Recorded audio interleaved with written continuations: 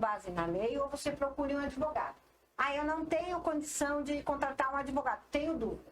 Você procure a OAB local, a OAB de Guarulhos, ou a OAB da onde você estiver, né? Pode procurar a Procuradoria, né, de Justiça, você pode procurar a Defensoria Pública para se orientar. Não vai perder a razão, não. A gente deixou aqui com gasto material, então ele tem a condição de dar toda a produção dele, de direcionar você, te orientar o máximo possível, mas você também pode ter o auxílio da assistência judiciária gratuita para aqueles que não têm condição.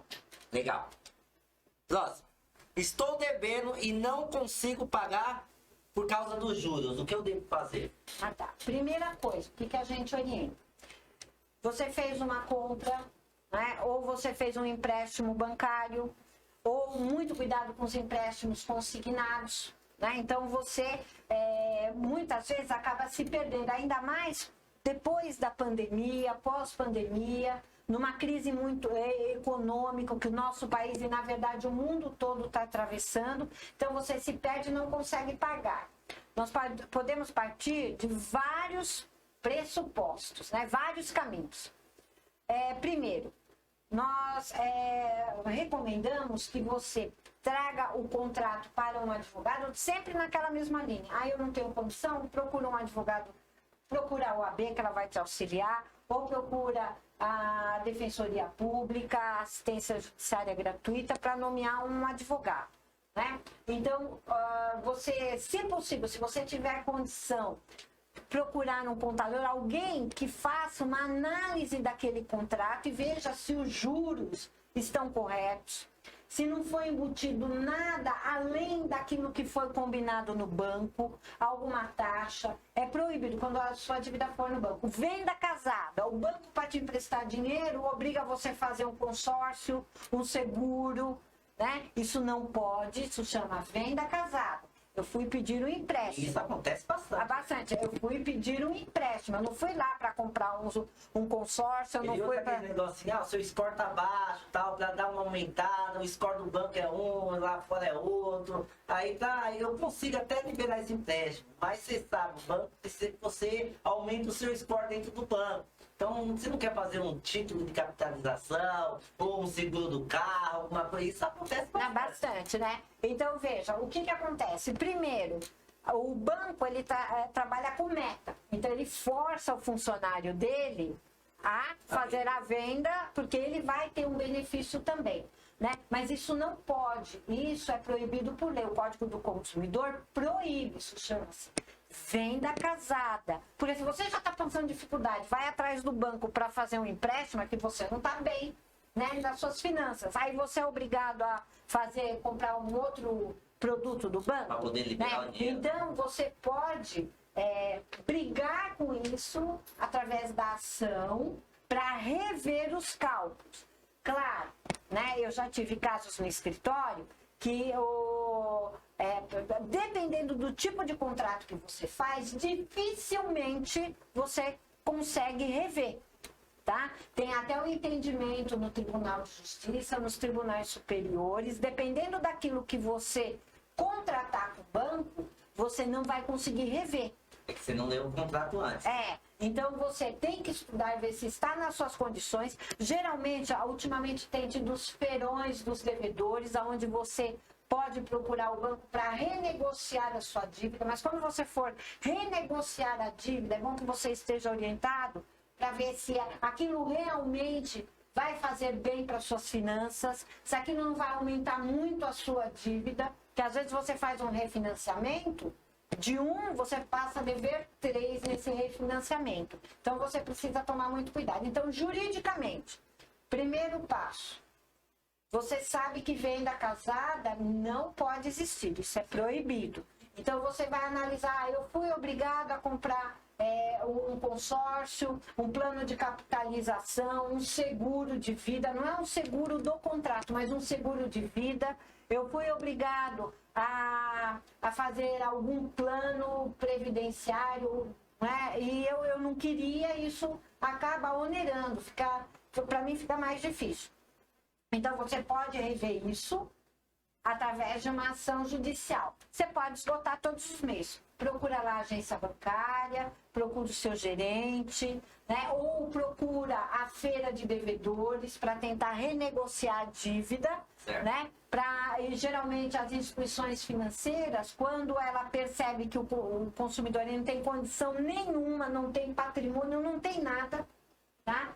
Ele geralmente ele renegocia ou negocia, tá? Agora, muito cuidado, que é isso que eu vou falar para os seus ouvintes aqui, né?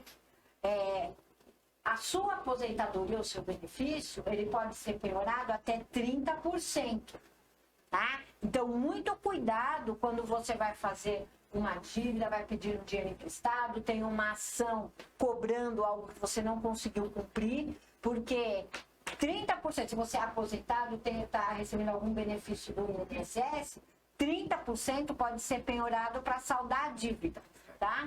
Então, antigamente a gente não sabe, penhorar a minha aposentadoria, tá? Então, você tem que tomar cuidado com isso, tem que pensar. Tá aí, mais uma, vamos lá. Hoje o negócio aqui é bom, você viu?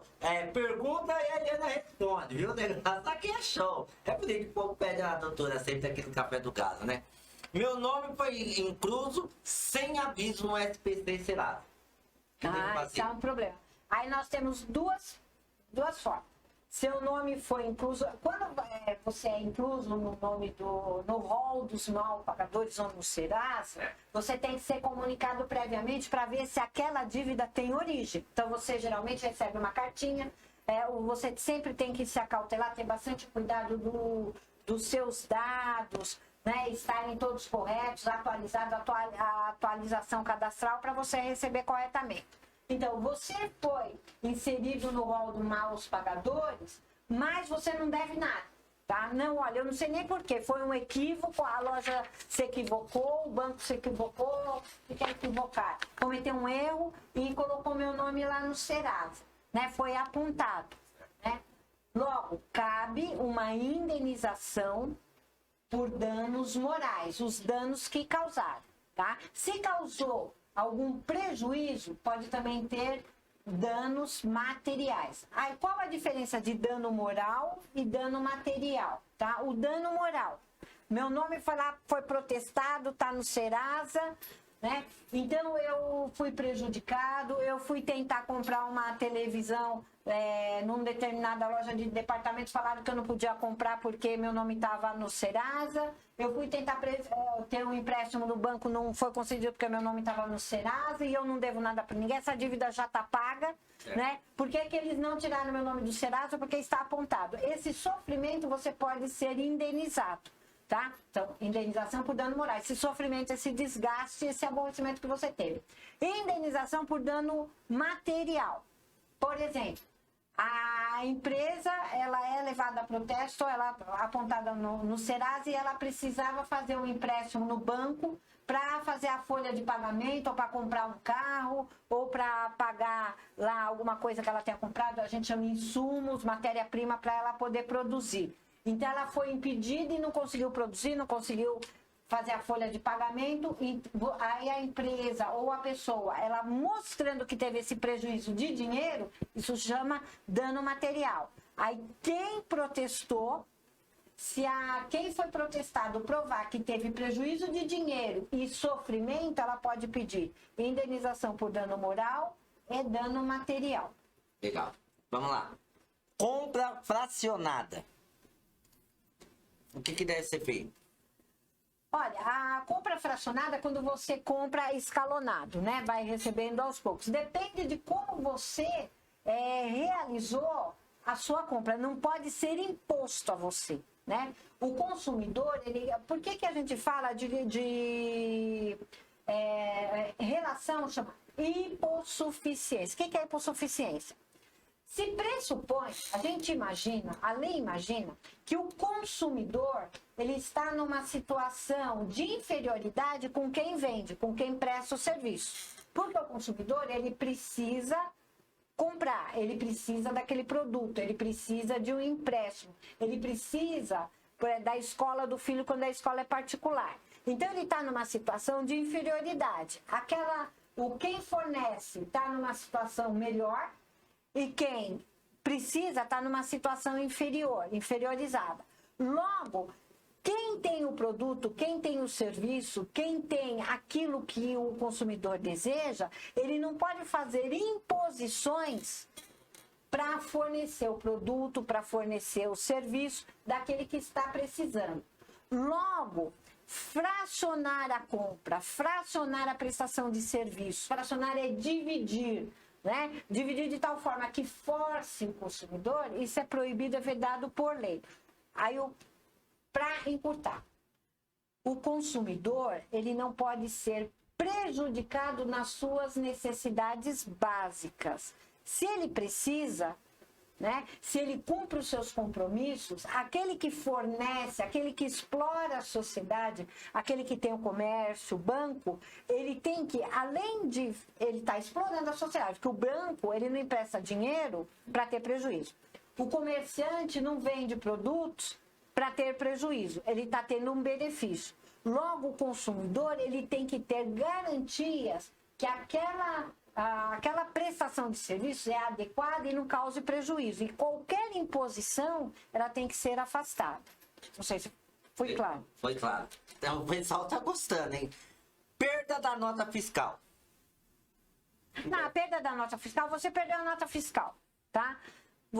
Eu preciso, por um exemplo, uma ocasião eu comprei um computador para o meu filho, tá? E o computador, ele apresentou um prejuízo 15 dias antes de vencer o quê? A garantia.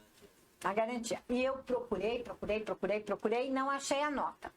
Logo, eu fui até o estabelecimento comercial, forneci os meus dados, meu CPF, que eu comprei na pessoa física, e o estabelecimento comercial, ele tem que emitir a segunda via, tá? E não pode chegar para você e falar assim, não, perdeu o azar, né? Porque eu precisava da nota fiscal para poder fazer valer a garantia. Faltava um espaço muito pequeno, tá? Porque senão, olha, eu fui no estabelecimento comercial e falaram que não pode fornecer a nota fiscal. Olha, como não pode fornecer a nota fiscal? Ela pode ser... Que fica registrado. Não, claro, fica registrado, inclusive, na Secretaria da Fazenda, né? Isso tem todo um registro. Aí, viu? Então, você pode pedir, sim, tem que ter, se o estabelecimento... Por isso que eu falo, a gente precisa tomar muito cuidado aonde a gente compra.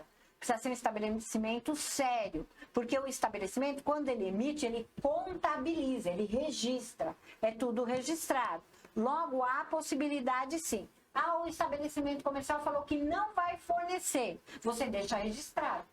Você deixa registrado, manda um e-mail. Hoje em dia o WhatsApp serve como documento, manda um WhatsApp para a empresa, manda uma carta registrada com aviso de recebimento para falar, olha, venceu a garantia, eu precisava da segunda via da nota fiscal, o estabelecimento não me forneceu. Eu tive um prejuízo, não por minha culpa, mas por culpa do estabelecimento. Então, você tem que ter essa garantia. Então, há possibilidade, sim. É isso aí, pessoal. Interessante isso aí. Até eu mesmo estava perdido esses dias, né? Eu só queria fazer...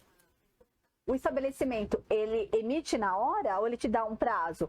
Porque a minha mãe foi buscar a segunda via e eles falaram que não conseguia emitir na hora. Primeiro eles recusaram, depois eles falaram que não conseguem emitir na hora. O que pode acontecer é o seguinte, às vezes ele vai ter que localizar, né?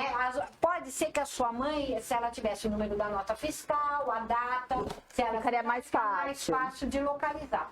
É muito comum o consumidor não se lembrar direito. Então, o estabelecimento comercial, ele vai ter que localizar, né? Mas se o estabelecimento localizou, perfeito. Pode falar, olha, eu preciso de uma semana. Aí, o que você tem que se acautelar? O que eu falei? Olha, eu comprei o computador, faltava, acho que 10 dias para vencer a garantia, tá? Então, vamos supor que o estabelecimento falasse, olha, eu preciso de 15 dias para fornecer a nota. Você vai falar assim, não, impossível, porque vai vencer a garantia, eu vou fazer como? Então, você deixa registrado, né? Olha, eu preciso dessa nota urgente, no prazo de 3, 4 dias, porque vai vencer a garantia. E eu necessito da nota, porque a garantia só vai ter validade com a nota fiscal. A garantia só vai ter validade com a nota fiscal. Então, você deixa registrado. Porque tem meio, sim, ainda mais hoje, é tudo informatizado, é tudo integrado com a Secretaria da Fazenda, no caso do ICMS. Do ICMS, que é de circulação de mercadoria, que é o imposto dos estabelecimentos comerciais. Logo, fica mais fácil de localizar. tá? Então, se você, eu sempre, todas as